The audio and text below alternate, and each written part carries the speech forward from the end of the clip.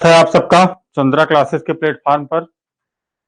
आज हम लोग अधिगम जो पढ़ रहे थे, लर्निंग, उसके आगे की जो टॉपिक है उसको लेके हम प्रस्तुत हुए हैं आप सामने।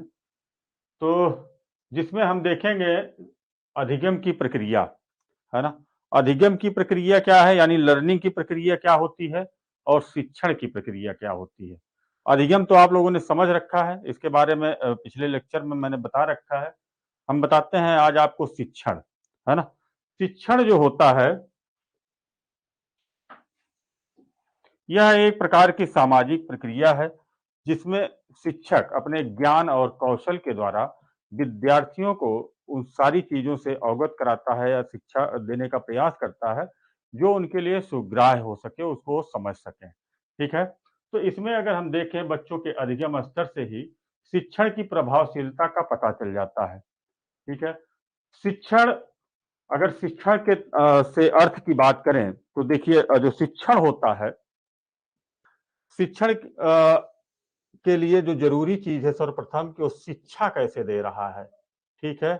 शिक्षा कैसे दे रहा है, तो शिक्षण को समझने से पहले हम समझते हैं शिक्षा होती क्या है ना। अगर शिक्षा की बात करें तो शिक्षा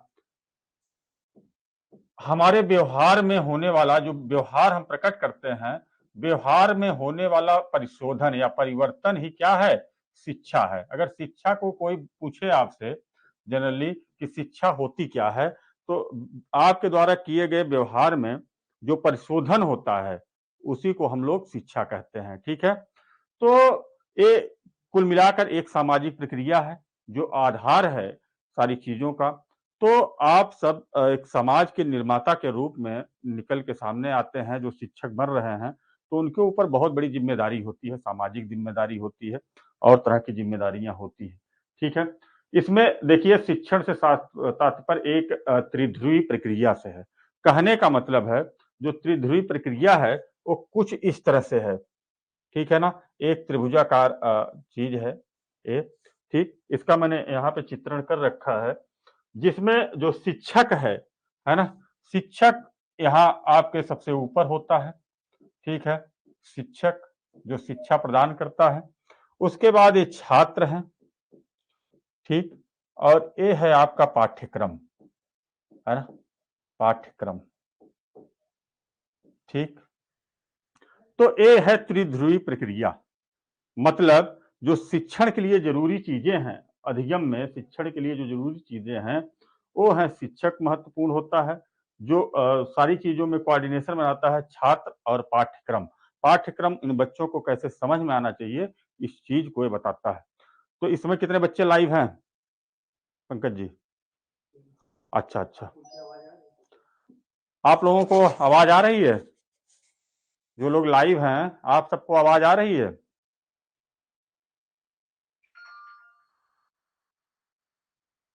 जो भी बच्चों का रिस्पांस हो हमको बताते रहिए।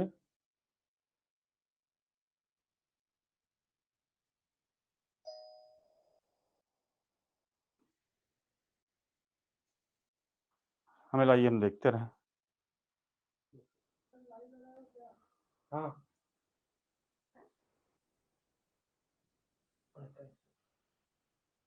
ठीक है, हम कंटिन्यू कर रहे हैं।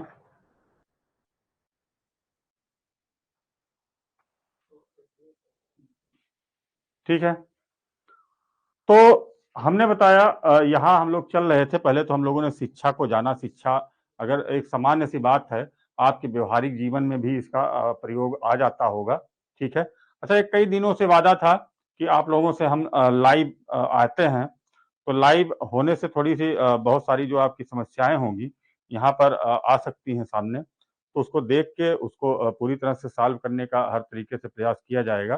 ठीक है। तो अ, अर्चना जी बोली जी सर सब सही। ठीक है, नाम ले लेते हैं। इनका नाम ले। ठीक है, ठीक है, ओके। चलिए, तो हम लोग इसमें आगे बढ़ते हैं थोड़ा सा। यानी शिक्षा के बारे में हम बात कर रहे थे। ठीक है। तो जो शिक्षा है वो क्या है, जो हमारे द्वारा व्यवहार किया जाता है, व्यवहार में जो परिवर्तन आता है। ठीक है, समय के साथ जो परिवर्तन आता जाता है उसी को हम लोग शिक्षा कहते हैं। और बच्चों को शिक्षित करने में जो शिक्षक की जो भूमिका होती है काफी महत्वपूर्ण होती है ना? तो शिक्षक क्या कर रहा है यहाँ पे, ये देखिए पूरा नोट्स आपका होता है, ठीक है ना? तो ये नोट्स जो हमारा पर्सनल का नोट्स है, जो आप लोगों के लिए पूरा तरह से क्रिएट है ना? बनाया गया नोट्स है और ये पूरी तरह से पर्याप्त हो सकता है आप सबके लिए, ठीक है? तो इसमें जो हम अगली बात करने वाले हैं, अगर शिक्षण के तात्पर्य की बात हम लोग कर रहे थे, तो शिक्षण से तात्पर्य एक त्रिध्रुवी प्रक्रिया से होती है ना? तो त्रिध्रुवी प्रक्रिया में जो तत्व हैं, अगर हम देखें तो ये 3 चीजें हैं।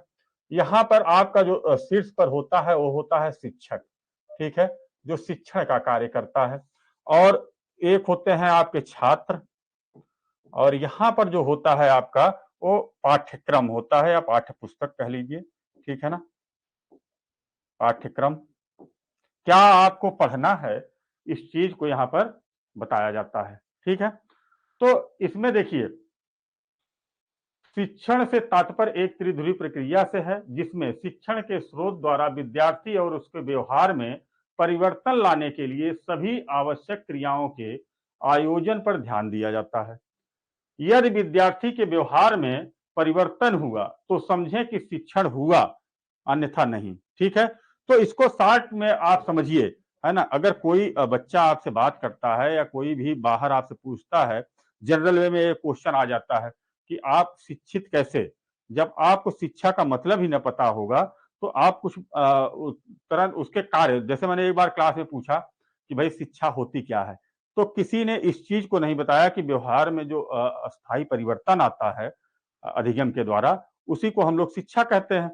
तो जनरली इस परिभाषा को बच्चों ने परिभाषित करने में असक्षम रहे बच्चे। तो एक कॉमन सी जो बात होती है यही होती है कि जब आप अधिगम करते हैं यानी सीखते रहते हैं, लर्निंग की प्रोसेस में होते हैं, तो समय के साथ आपके व्यवहार में परिवर्तन आता जाता है।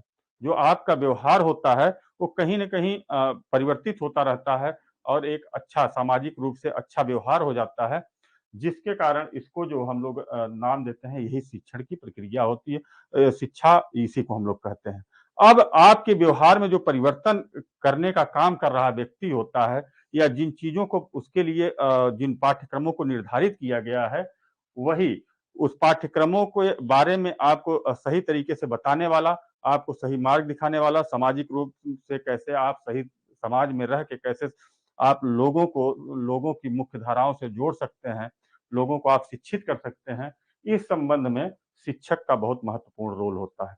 और बच्चे भी जब लर्निंग कर रहे होते हैं, अधिगम कर रहे होते हैं, तो उनका भी काफ़ी अच्छा प्रभाव रहता है इन सारी चीज़ों में, ठीक है? अब अगर हम बात करें एच.सी. मोरिसन के अनुसार, है ना? ये एक मनोवैज्ञानिक है या शिक्षा शास्त्री भी रहे हैं। इन्होंने जो बताया, शिक्षण एक अधिक परिपक्व और कम परिपक्व व्यक्ति के मध्य घनिष्ठ संपर्क है, जिसके द्वारा कम परिपक्व व्यक्तित्व को शिक्षा की दिशा में और आगे बढ़ाया जा सकता है। ठीक है? तो पंकज जी, बच्चों का कोई कुछ और बात? ठीक है, ओके। स्मिथ ने शिक्षण को स्मिथ महोदय ने शिक्षण के संबंध बताया है। ये स्मिथ महोदय ही थे जो शिक्षण को त्रिध्रुवी प्रक्रिया मानकर निम्नलिखित 3 तत्वों को इसमें शामिल किया है। ठीक है ना? त्रिध्रुवी प्रक्रिया में 3 तत्व शामिल हैं। ठीक? तो इन्होंने जो इसके लिए प्रयोग किया है, एक इन्होंने बताया कि एक होता है कार्यवाहक, ठीक है? दूसरा होता है लक्ष्य यानी उद्देश्य क्या है? तीसरा होता है मध्यस्थ चर, ठीक? अब इस चीज को समझने के लिए अतः शिक्षण के 3 चर स्वीकार किए जाते हैं। एक तो आश्रित चर के रूप में है। आश्रित चर के रूप में बात करें तो आश्रित कौन है इसमें? इसमें छात्र आश्रित चर है ना? मतलब इकाई, चर से मतलब होता है इकाई से। तो जो अगर हम करें जो आश्रित है किसी न किसी चीज पे, पाठ्यक्रम पे भी आश्रित है, वो समझेगा कैसे? तो शिक्षक पे तो पूरी तरह आश्रित होता है छात्र, इसलिए इसको आश्रित चर कहा गया है। दूसरा है स्वतंत्र चर, शिक्षक, है ना? शिक्षक क्या है? शिक्षक आपको हर तरह का ज्ञान देता है, आपके पाठ्यक्रम को बताता ही बताता है, साथ में अगर शिक्षक जो है आपका अच्छा शिक्षक है, सारी चीजों की थोड़ा सा जानकारी उसको है, तो आपको हर एक क्षेत्र के बारे में कुछ न कुछ चीजें नई नई बताता रह सकता है, बताता रहेगा। ठीक है, और वही अच्छा शिक्षक है जो आपको आपके उद्देश्य में सफल होने के लिए सही से सारी जानकारी दे पा रहा हो।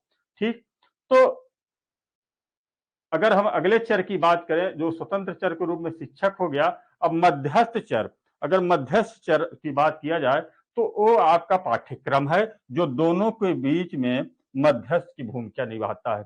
अगर शिक्षक जुड़ता है तो आपके जो पाठ्यक्रम होता है उसके माध्यम से ही, आज हम जैसे यहाँ लेके प्रस्तुत हुए आपके सामने, ये पाठ्यक्रम आपका है, तो इस पाठ्यक्रम को हम बता रहे हैं आप लोगों को, हम बताना हमारा काम है, आप लोगों को इस बारे में सारी जानकारी देना काम है, और मैं जुड़ रहा हूं आपसे तो इस मध्यस्थ के माध्यम से, और मध्यस्थ है पाठ्यक्रम।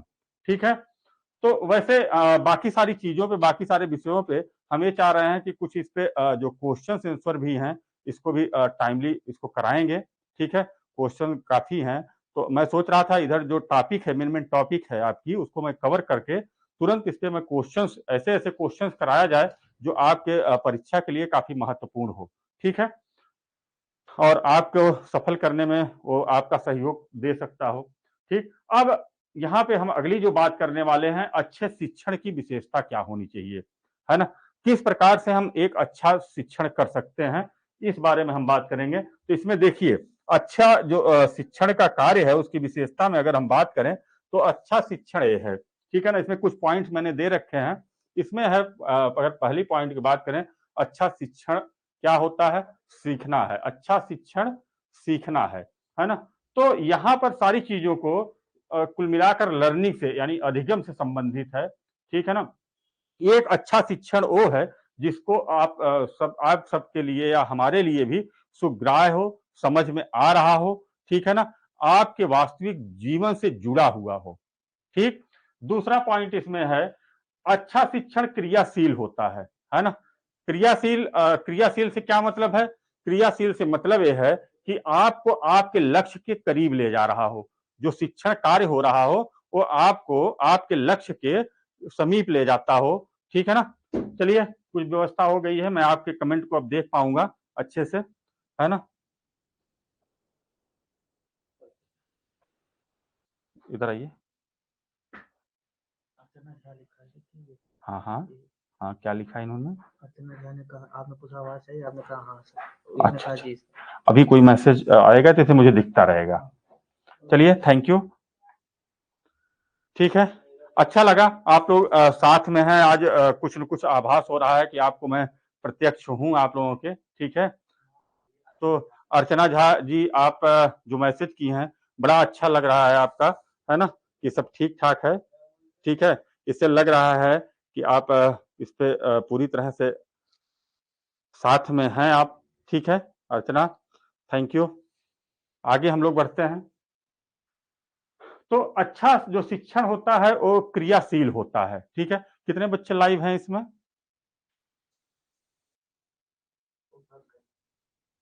अच्छा अच्छा,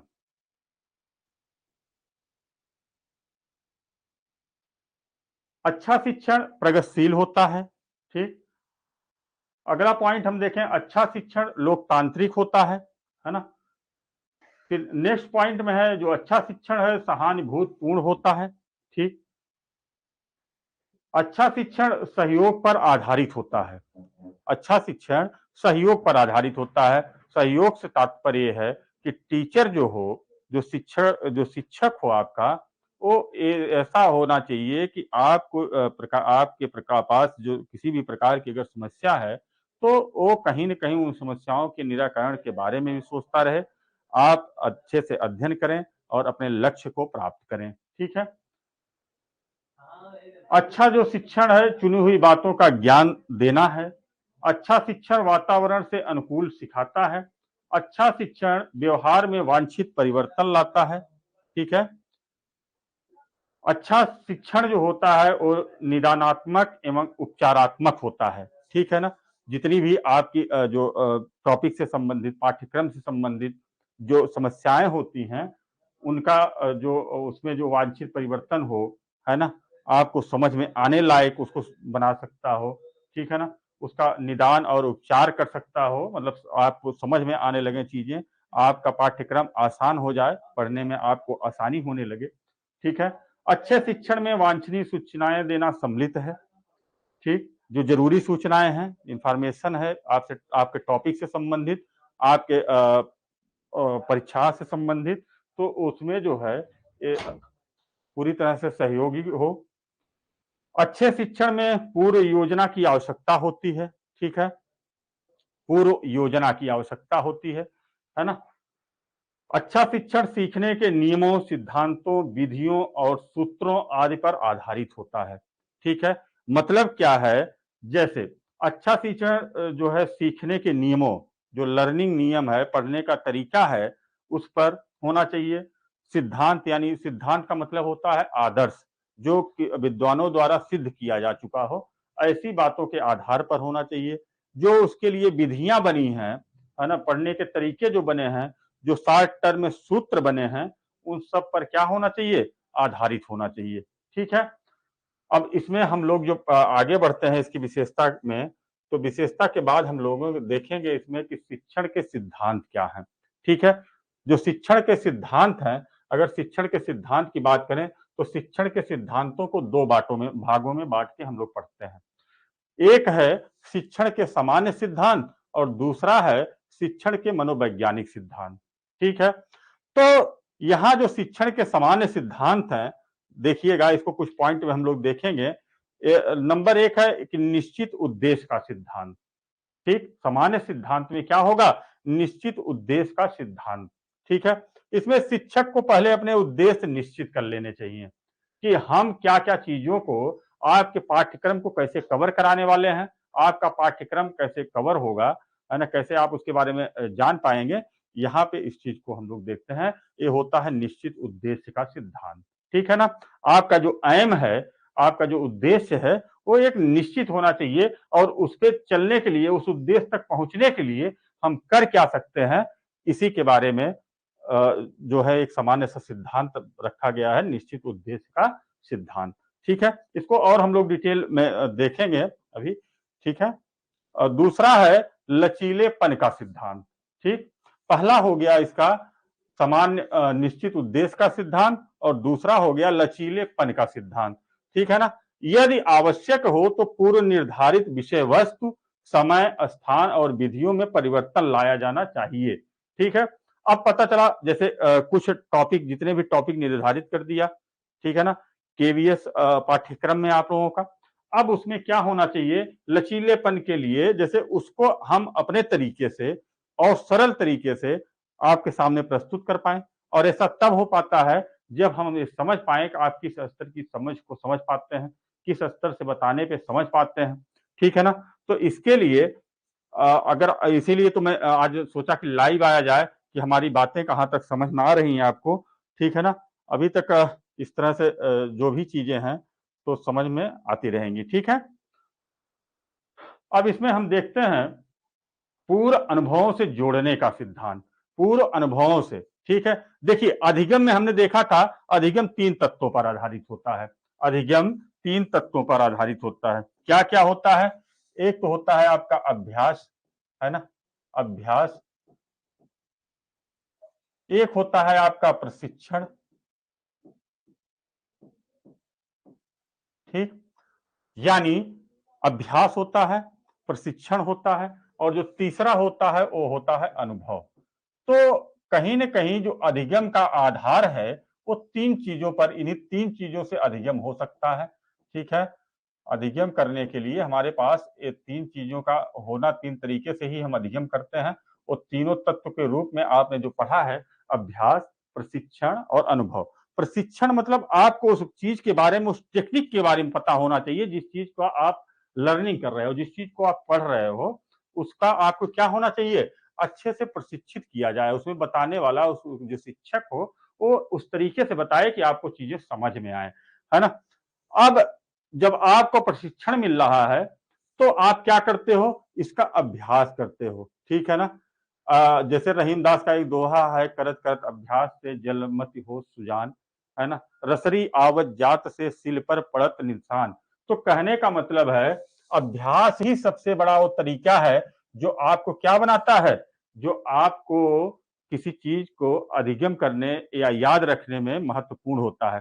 थार्नडाइक का जो उपयोग का नियम है इसी पे आधारित है, ठीक है ना, कि आप अभ्यास करते रहो। किसी चीज को जब अभ्यास करते रहेंगे तो आपको याद रहने वाला है। आप अभ्यास जब छोड़ देते हैं तो उन्हीं का जो सिद्धांत था, उन्होंने दो सिद्धांत दिए थे, एक उपयोग का सिद्धांत, एक अनुपयोग का सिद्धांत। जब आप उसको अभ्यास करना छोड़ देते हो तो आप धीरे धीरे क्या होता है, भूलने लगते हैं, ठीक है ना। तो ये होता है आपका। उसके बाद इसमें सबसे महत्वपूर्ण भूमिका निभाता है आपका अनुभव। अभी तक की लाइफ में जो आपके अनुभव होते हैं जब वो शिक्षा से मिल जाते हैं, ठीक है ना, उस शिक्षा से क्या होते हैं, मिल जाते हैं, आप अपने अनुभवों का भी प्रयोग करके उसमें जो आप पढ़ते हो उसके साथ साथ आप अपने अनुभवों को भी जोड़ लेते हो, पीछे के जो ज्ञान है उसमें उसको समाहित कर लेते हो, फिर अभ्यास करते हो, तो आपका अधिगम जो है बहुत अच्छे से हो जाता है, आप अपने लक्ष्य के करीब होते हो, ठीक है। तो इस चीज को जो भी देखिए, जो भी चीजें पढ़ना है, जब आप पढ़ने बैठते हैं तो उसको आपको जो जोड़ना है व्यवहारिक जीवन से। पढ़ाई को कैसे जोड़ना है, रटना नहीं, रटना नहीं है, उसको बार बार पढ़ना है। पढ़ने के साथ साथ क्या करना है, उसको अपने व्यवहारिक जीवन से जोड़ के चीजों को पढ़ना है, ठीक है ना।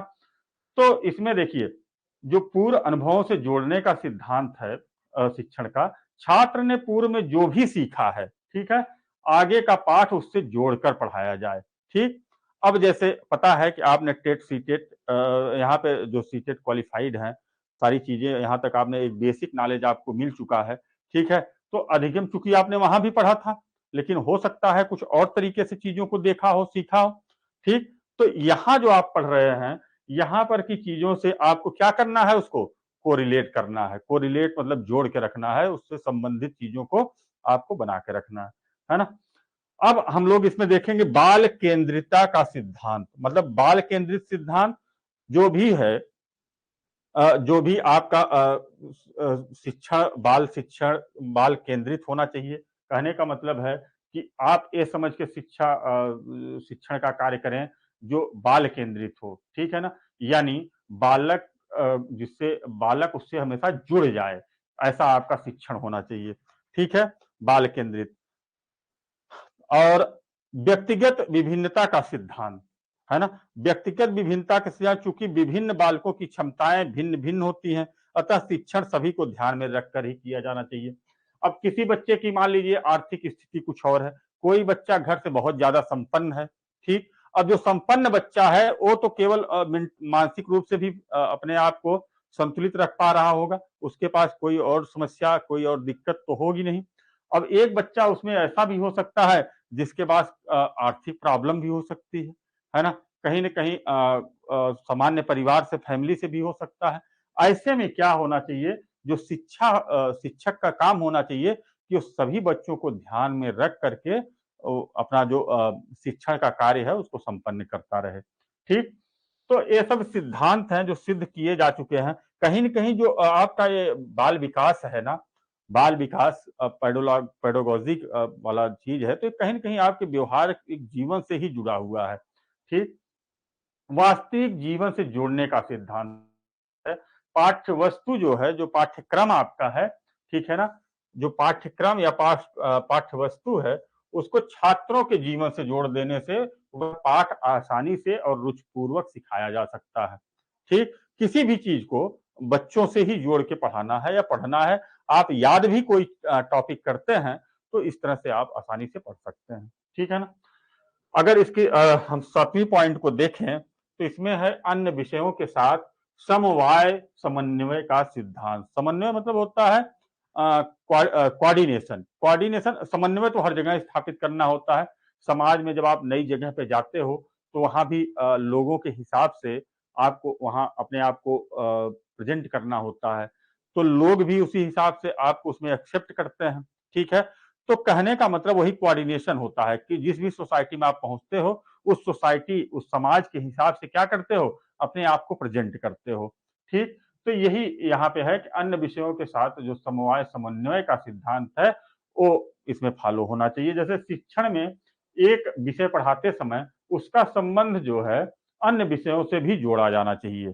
ठीक है, अब यहाँ पे पढ़ रहे हो तो यहाँ पे पढ़ते पढ़ते इसमें हिंदी का जो रहीम का दोहा भी मैंने सुनाया, उसकी जरूरत नहीं थी, है ना, वो अलग विषय का मुद्दा था, लेकिन यहाँ पर चूंकि वो फिट बैठ रहा था इसलिए वो बताया गया। ठीक है, तो एक कहीं ना कहीं ये सारी चीजों से जो शिक्षण जो सीखने का तरीका है वो आपका और अच्छा हो जाता है। अब जो नेक्स्ट पॉइंट इसमें हम लोग देखेंगे, सक्रिय सहयोग और क्रियाशीलता का सिद्धांत। तो इसमें है पाठ के विकास में बच्चों का सहयोग लिया जाए और उन्हें क्रियाशील रखा जाए। ठीक है ना। और आज देखिए थोड़ा सा एक बात और बताना चाहेंगे, आज के बाद जो अगली क्लास हमारी होगी, मैं इसको चाह रहा हूं कि शिक्षा नीति पे, ठीक है ना, समावेशी शिक्षा पे, थोड़ा सा ऐसी जो करंट मुद्दों से संबंधित टॉपिक है उस पर लेक्चर कर देते हैं। ठीक है, तो उस पर लेक्चर होने से आप लोगों को और फायदा होने वाला है। ठीक, अब हम लोग देखेंगे शिक्षण के प्रकार को। ठीक, शिक्षण के प्रकार ये है, तो इसको हालांकि मैंने नोट्स को, चूंकि ऑनलाइन क्लासेस थी तो मैंने नोट्स को ही इस स्तर से बना रखा है कि आप लोग इसको आसानी से समझ सकें। ठीक है ना, और आप यहाँ से बहुत सारी चीजों को सीख सकें। तो जैसे देखिए शिक्षण के प्रकार में अगर हम देखें तो पहला है उद्देश्य के आधार पर शिक्षण के प्रकार। उद्देश्य आपका जो एम है, लक्ष्य के आधार पर शिक्षण के प्रकार क्या हो सकते हैं। ठीक, किस लिए आप शिक्षा ग्रहण कर रहे हो उसके आधार पर जो शिक्षण का कार्य है वो क्या हो सकता है। तो इसको हम लोग 3 भागों में बांटते हैं। पहला जो है इसका वो है ज्ञानात्मक, ज्ञानात्मक, दूसरा है भावात्मक, ठीक है, और तीसरा है मनोगत्यात्मक, है ना, मनोगत्यात्मक। देखिए कोई भी मानव जो होता है ना, मानव कैसे किसी चीज को सीखता है, थोड़ा सा मैं यहाँ पे समझा रहा हूं आपको। जैसे देखिए ये आपका माइंड है, मस्तिष्क है। ठीक, मस्तिष्क को किसी भी चीज की जो सूचना मिलती है तो उस सूचना का जो कारण है वो क्या है, वो 5 ज्ञानेंद्रियां हैं। हर मनुष्य की जो 5 ज्ञानेंद्रियां हैं, आंख, कान, नाक, जिह्वा और त्वचा, उसी से उसको सूचना मिलती है कि कोई भी चीज, किसी भी वातावरण, किसी भी परिवेश में आप हो तो हर एक चीज की जो सूचना हमको प्राप्त होती है, हमारे माइंड को जो सूचित करता है वो आपकी ज्ञानेंद्रियां ही है। ठीक है, तो ज्ञानेंद्रियों के माध्यम से ही माइंड यानी मस्तिष्क यानी मन आप कह सकते हैं, ठीक है, उसको क्या होती है, इंफॉर्मेशन मिलती है, सूचना मिलती है। अब मन में जब सूचना पहुंची तो जिस हिसाब की बात होगी, जिस हिसाब का उसको सूचना मिलेगी, उसी हिसाब से यहाँ पे भावना जगेगी, है ना। और ये भावना जो है, भावना जगेगी तो उसी तरह का, जैसे कोई आपको खुशी वाली बात मिल गई, आप अंदर से खुशी की भावना जगी, ठीक है, तो आपकी जो संवेदना होगी वो कैसी होगी, खुशी वाली होगी। तो आपकी जो संवेदना होगी खुशी वाली होगी, उसी के अकॉर्डिंग आप पहले जो वर्क करते हैं, आंतरिक वर्क कहते हैं उसको, है ना, आंतरिक कार्य करते हैं। तो जो आंतरिक कार्य होता है, आंतरिक कार्य यानी आंतरिक क्रियाकलाप, इसको आप क्या बोलते हैं, आंतरिक क्रियाकलाप, है ना। तो ये जो आंतरिक क्रियाकलाप होता है यही चेतना होती है। ठीक है, यही चेतना होती है। अब आपको ये पता हो गया, जब चेतना जग गई, आंतरिक क्रियाकलाप हुआ, कोई संवेदना आपको मस्तिष्क में हुई, आपको आंतरिक क्रियाकलाप हुआ। अब उस क्रियाकलाप के अकॉर्डिंग क्या होगा, उसी क्रियाकलाप के अकॉर्डिंग आपको क्या बाहर बोलना चाहिए, क्या नहीं बोलना चाहिए, ये सारी चीजें भी समझ में आ जानी है। कितनी खुशी प्रकट करना चाहिए, या आपके खुशी प्रकट करने से आपको पता चला पड़ोसी को दिक्कत हो रही हो, उसके यहाँ किसी प्रकार की दिक्कत वाली बात हो, कोई समस्या हो, तब तो आपको वहां पे सामाजिक रूप से जुड़ के ना काम करना है, कोऑर्डिनेशन बना के, समन्वय बना के। ऐसी स्थिति में आपको क्या करना होगा, अब यहाँ पर जो होगा, आप बाह्य व्यवहार जो करेंगे, ठीक है ना, तो वही आंतरिक क्रियाकलाप अब बाहर क्या होगा, बाह्य क्रियाकलाप में आपका परिणित होगा। जो आपका समाज होगा, आपके लोग होंगे, आपके आसपास के लोग किस तरह के हैं, उसी तरह से आप बाहर व्यवहार करना शुरू करोगे, बाहर कार्य करना शुरू करोगे। इसीलिए कहा गया जो बाह्य क्रियाकलाप होता है वही क्या कहलाता है, वही होता है व्यवहार। ठीक है, और इसी व्यवहार में, व्यवहार बदलता कैसे है, ये व्यवहार बदलता है लर्निंग द्वारा, है ना, बाह्य क्रियाकलापों द्वारा प्रकट होता है। और इसमें जो परिवर्तन आता है अस्थायी परिवर्तन अगर आता है लर्निंग के माध्यम से, अधिगम के माध्यम से, तो उसी को हम लोग क्या बोलते हैं, आप एक शिक्षित व्यक्ति हो गए हैं। ठीक है, तो ये 3 तरीके की बातें यहाँ पे हैं। उद्देश्य के आधार पर शिक्षण के कितने प्रकार हो गए, तो उद्देश्य के आधार पर शिक्षण के 3 प्रकार हैं। नंबर 1 है ज्ञानात्मक, नंबर 2 है भावात्मक और नंबर 3 है मनोज्ञात्मक। ठीक है, ये हो गए 3। अब स्तरों के आधार पर अगर शिक्षण के प्रकार देखें तो ये भी 3 प्रकार के हैं स्तरों के आधार पर। ठीक है, स्तरों के आधार पर भी 3 स्तर के हैं शिक्षण के प्रकार, है ना। इसमें जैसे देखिए स्मृति स्तर, ठीक, जो स्तर के आधार पर शिक्षण के प्रकार है, एक स्मृति स्तर। अब जैसे देखिए यहाँ नोट्स में वो सारी चीजें नहीं थी जो मैंने आपको यहाँ पे बताया। आंतरिक चेतना क्या है, संवेदना क्या है, भावना क्या है, सूचना कैसे मिल रही है, तो एक कैसा शिक्षण था हमारा, ये स्मृति स्तर का शिक्षण था। ठीक है, ये स्मृति स्तर का शिक्षण था। अवबोध, ठीक है, बोध से संबंधित चीजें हैं, किसी भी चीज का जो हमको बोध है उसी का बोध, तो उसी का ज्ञान तो आपको कराया जा रहा है, तो ये अवबोध की अवस्था हो जाती है। चिंतन स्तर, है ना, सोचने की क्षमता, कोई टॉपिक आप पढ़ रहे हो उस पर जो आप थिंकिंग करते हो, जो सोच रखते हो या जो सोचते हैं, उसी को हम लोग क्या बोलते हैं, उसको हम लोग बोलते हैं चिंतन स्तर। ठीक है, अब हम बात करते हैं इसको शासन प्रणाली के आधार पर शिक्षण। शासन प्रणाली के ये तीनों जो आपके शिक्षण के प्रकार है ना, इसको आपको समझना है कि तीनों के तीनों अलग अलग तरीके से मैंने इसको सारणीबद्ध कर दिया है, आप लोगों के लिए काफी फायदेमंद होगा। शासन प्रणाली के स्तर पर शिक्षण, अगर इसको हम देखें तो शासन प्रणाली के स्तर पर जो शिक्षण हो सकता है, एक तो निरंकुश हो सकता है। कैसा हो सकता है, निरंकुश हो सकता है ना। निरंकुश का मतलब क्या, जिस पर कोई अंकुश ना हो, और अंकुश का मतलब कंट्रोल, है ना, कंट्रोलिंग, मतलब किसी भी चीज का, जैसे चाय के दुकानों पे ज्ञान देने वाले आपको मिल जाते हैं, तरह तरह के ज्ञान बांटते रहेंगे, बट उसका कोई महत्व तो नहीं होने वाला है। तो ऐसे जो ऐसे शिक्षण को हम लोग क्या बोलते हैं, और उसको कुछ लोग सुनते भी रहते हैं, टाइम भी बर्बाद होता रहता, ऐसे शिक्षण को हम लोग क्या बोलते हैं, निरंकुश शिक्षण। दूसरा है आपका प्रजातांत्रिक शिक्षण। प्रजातांत्रिक शिक्षण में क्या होगा, है प्रजा, भाई किसी भी चीज का, ये हमारा गणतंत्र है ना, तो लोगों के लिए जो शिक्षा है वो प्रजातांत्रिक शिक्षा में है। ठीक है, जो सबके लिए महत्वपूर्ण है।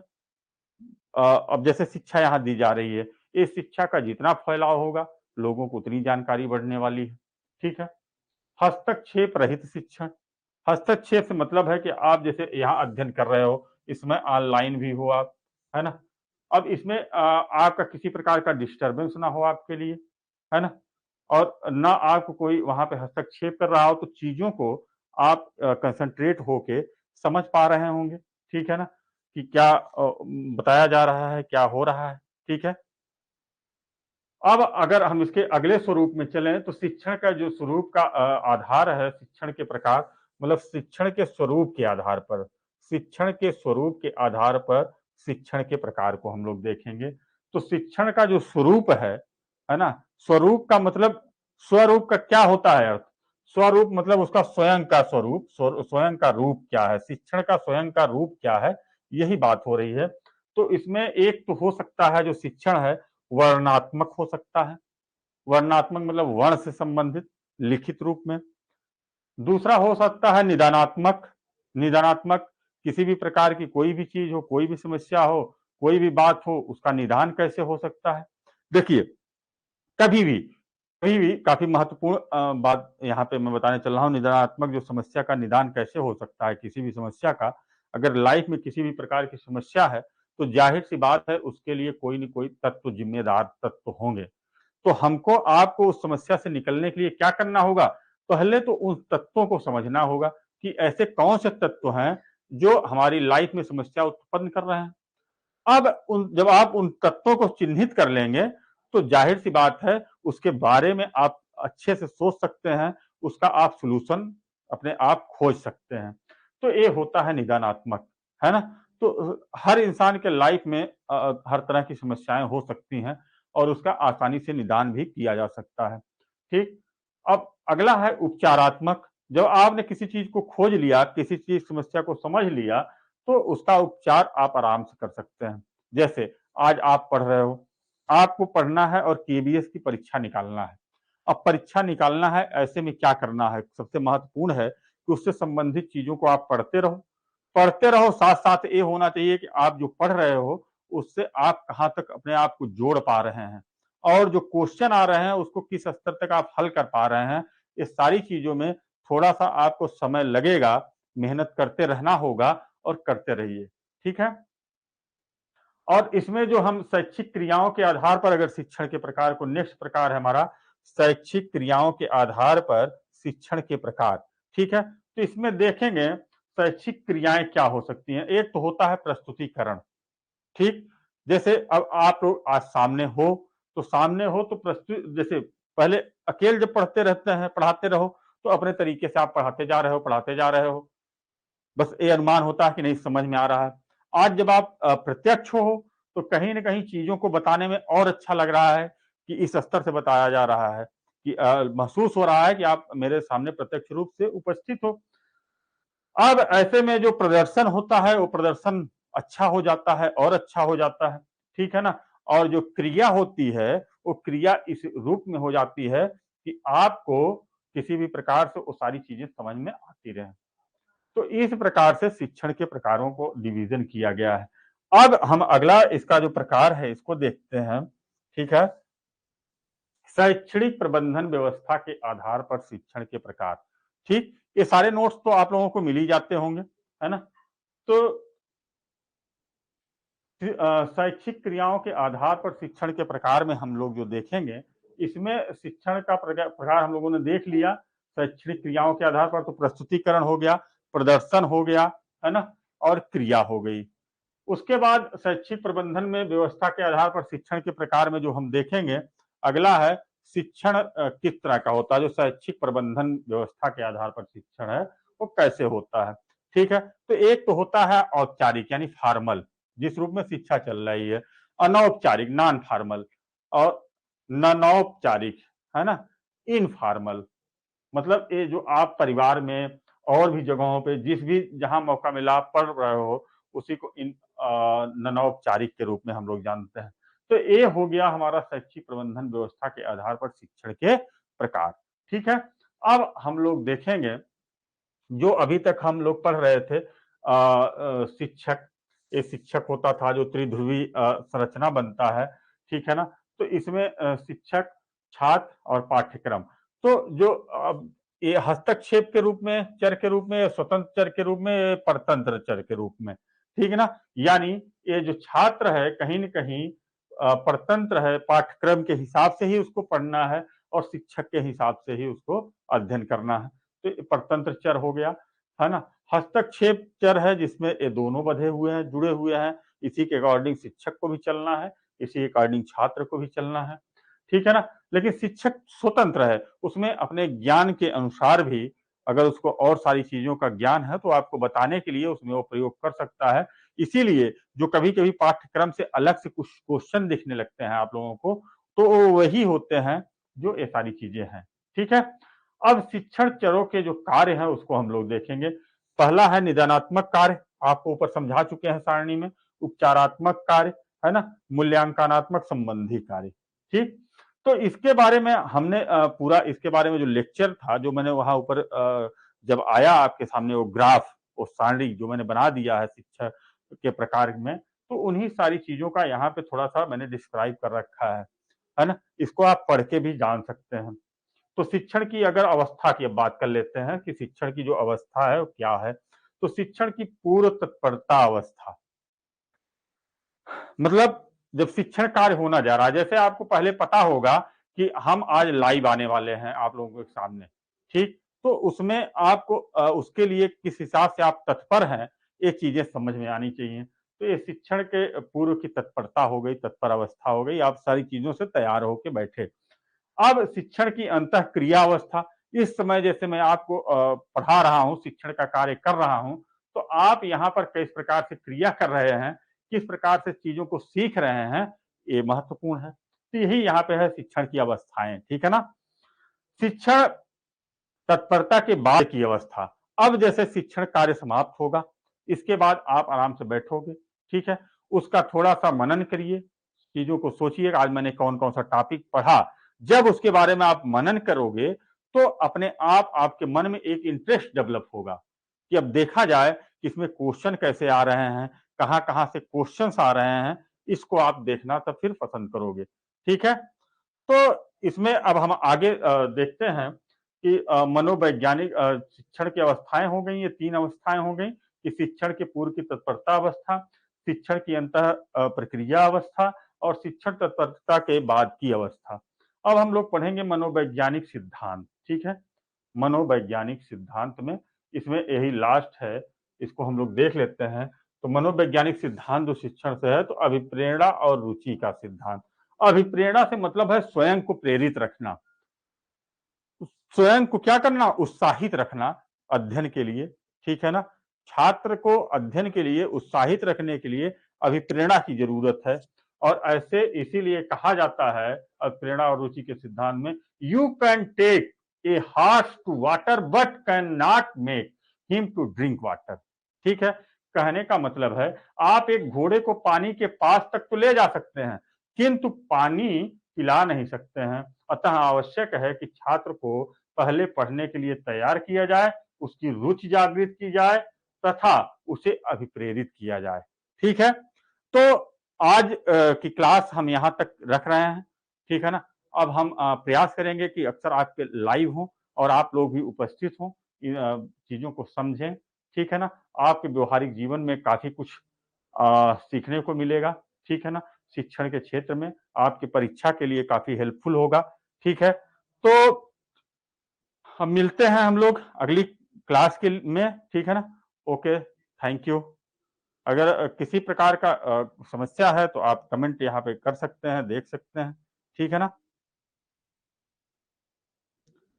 Okay, thank you. Pankaj ji, चलिए 2 बच्चे हैं, लाओ